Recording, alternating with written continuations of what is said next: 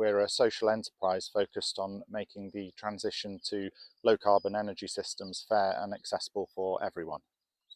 We're delivering the Harvest project, which stands for Holistic Agricultural and Rural Virtual Energy System Transition. The Harvest project is looking to bring value of local energy to rural and agricultural communities in mid-Wales.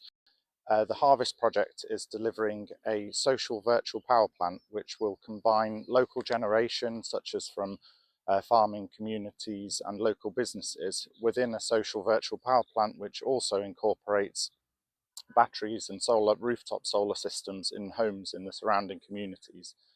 The Harvest project will be delivered under a community benefit non-profit model that will return the benefits of local energy systems to the communities via delivery of energy saving on bills for local residents and farming communities, as well as any generation of surplus being added to a community fund which can be further invested in local low carbon technologies and community projects.